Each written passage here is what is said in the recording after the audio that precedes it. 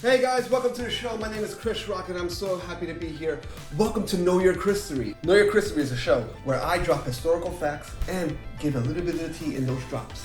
I like myself some tea. This particular video today is about video game movies from the 90s. The concept of the show is very simple. Me and Joe are going to sit here and eat some food and go over some historical facts. So welcome to Know Your Christory. By the way, if you've been watching this show and happen to know everything that I'm saying before I even say it, congratulations, you're a know-it-all. Can you get this seal out of here? Sean, get out of here. The seal. This baby seal is coming up into the shot. This is not a mukbang. Let me make this perfectly clear. This is not a mukbang. My name is not Stephanie Sue. Anyways, thank you for being here. I have a fucking awesome guest today. He's from Ready Steady Questions. His name is Joe. He also has the Audio Asylum podcast. He's a busy man. He makes full-time content.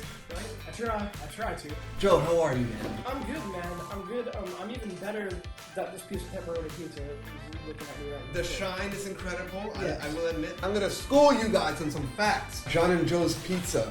Doesn't it look very good? Yeah, that pepperoni slice is gonna get It just glistens. We got, of course, some Zeppelis with the powdered sugar. That's gonna be all over our face within the hour. We got some French fries from McDonald's because no meal is complete without French fries from McDonald's. That is true. We got some chicken wings from the Chinese food spot. We got your spring rolls with some sauces. So it's gonna be fantastic. Spring rolls for our health, of course. We have to get our veggies in. We ain't got any greens going on here.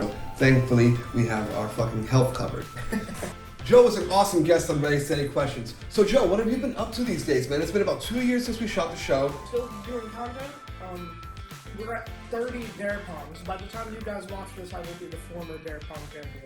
I actually slowed down on the beer drinking. I've fully converted to the claw. I only drink beer on occasion now. I got some cool guests. David Haber Thornton from Terrifier has been on the podcast. Samantha Scafidi, who's also in Terrifier. Social media influencer Daniel Priori. Asylum TV on YouTube. Fucking, I want people to understand that that's the way you give somebody a soda. Cheers. Cheers. And then a nice glass with ice cubes. We are going to be discussing video game movies. Joe, do you remember your first video game in life? My first video game ever? Yeah. Was WWF SmackDown. Nice! Yeah. One console. The PS1. I think my first video game ever in life was Warzone, WWF, for the Nintendo 64. Do you remember the first video game movie that you ever saw? Our movie based off of a video game? I've seen very little of them. The first one I ever saw was Doom. Okay. With The Rock. Okay. See, my first video game movie was Super Mario Brothers 1992 or 94, I believe. Okay, so see, this is good because this was all about dropping knowledge. I had no fucking idea that there was a Super Mario Brothers movie. Shame on you! Yeah. Johnny Leguizamo. Okay. And the dude from something Hoskins from Who Framed Roger Rabbit. That guy. So they did Super Mario Brothers. And bro, it was a shit show! It's time for you guys to learn a little bit, and it's time for you guys to know your history. Let me school you real quick on Super Mario Brothers. Fun fact about this movie. A, it was rushed. That's right. Nintendo said you can do this movie, you can go crazy, you can do whatever the fuck you want. But we need it in under a year. Christmas is coming, and Nintendo needs to make its money. Wow. Under a year is not enough time. Exactly.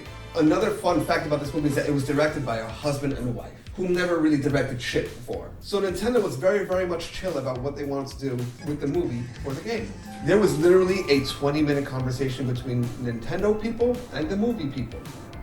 That's it. A huge bulk of the film was filmed actually on location at an abandoned cement yard. Talk about your budget. Another huge problem was a huge lack of fucks given by the cast. Iggy and Spike, two supporting roles. Those two gentlemen took it upon themselves to ad-lib and rewrite the entire script as they shot. No fucks given in regards to their lines. They actually even managed to talk the crew into giving them a freestyle battle rap scene. What? Yeah. Let's take another million and film a rap battle because we're just great, funny characters. Ended up being cut and put on the fucking floor.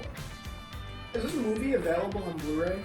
Of course. I might get really wasted and watch it. Oh, you have? It sounds like something you need to watch while intoxicated. But think of a modern movie. There's a lot of props, a lot of set work, a lot of designing, a lot of costume work. Yeah, for sure. After that was all done, they rewrote the script about 5 or 6 times. So all that shit was essentially useless.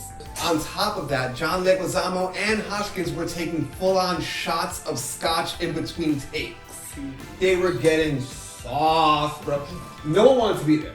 Like, no one respected this movie. I feel like video game culture now is more accepted than it was in the 90s. Oh. See, I'm learning as I go with you because I had no idea any video game movie took place before Doom.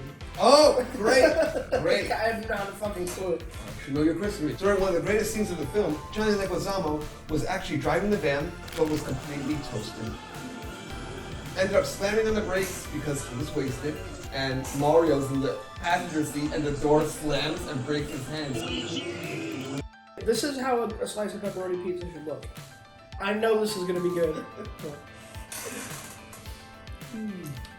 In 2007, some social media was able to catch up with Bob Hoskins, and they even asked him, "Hey, what was the biggest regret of your career?" And he said, "Super Mario Brothers." Yeah. It was a fucking nightmare.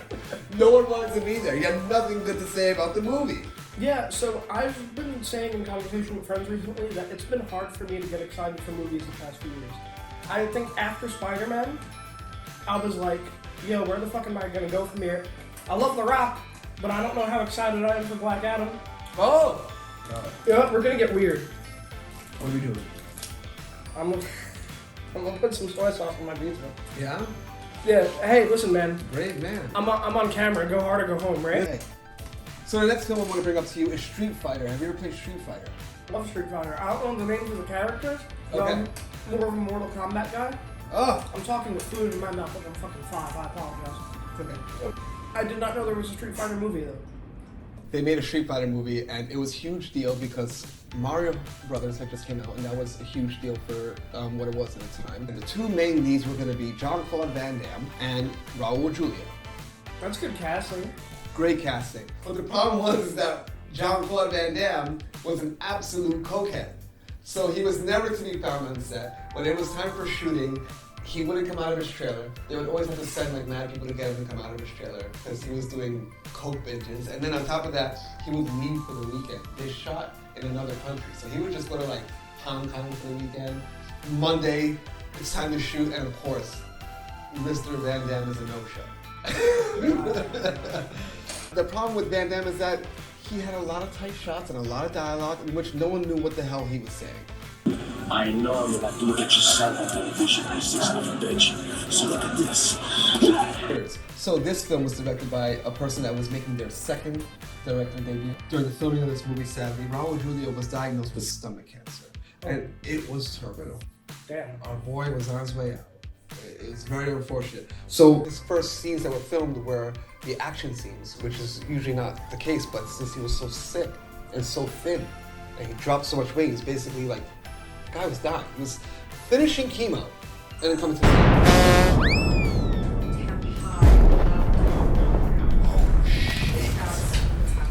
So they had to wait mad weeks for him to gain weight and feel decent enough to get his tight shot. The guy was carrying the movie. No one else carried that movie but him. And where can I watch Street Fighter? Is that on? Can I go on Prime and buy I that think it's for on like the $4? World Wide Web somewhere. Yeah, of course. So there was huge issues with the casting crew. They all got the shits. They all ate the local cuisine in Australia, and it just got them wrecked.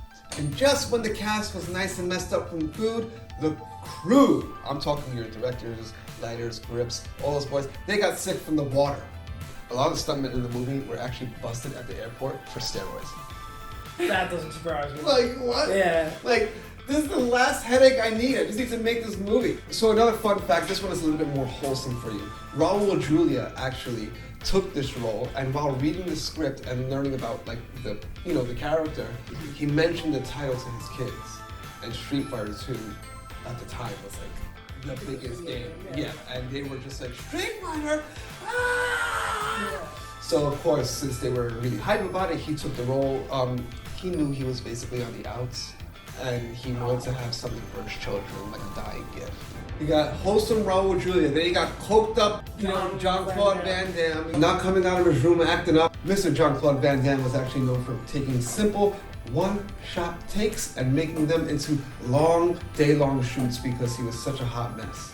Every time it was like, hey, Mr. Van Damme, we're ready for you to come shoot. We have the shot set up. He's like, no, I need to pump up my muscles. Cocaine and games.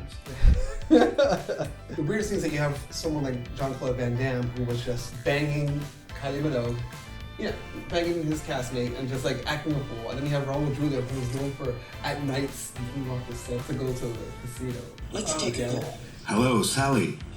Mr. Adams, please stop calling. So, this is the part of the show where I drop a fun fact on our boy. Did you see the movie Jurassic Park? The OG one? Yeah. Yeah. Did you know that the raptors, you know the scene with the raptors? Of course. The audio was taken from tortoises mating. Get the fuck out of here. It's true! Do you know the origins of the barber pole?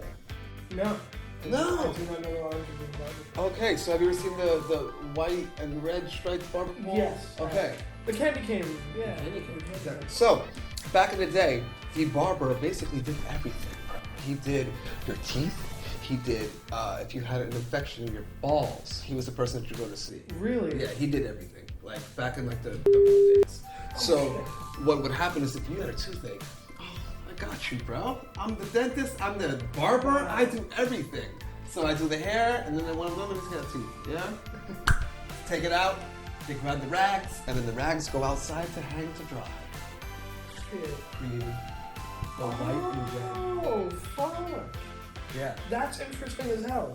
Morbid as fuck, right? That is kind of morbid, but Right? it's You cool. think about the though. barber. If you didn't know that, now you know. Know Your Christory. And of course, your last Know Your Christory fact for today. After the release of the movie Finding Nemo, the sale of clownfish jumped 75%, affecting the overall population. And take the fish, affecting the overall population of the clownfish 75%. Who's at the door? I think that's your Halloween costume.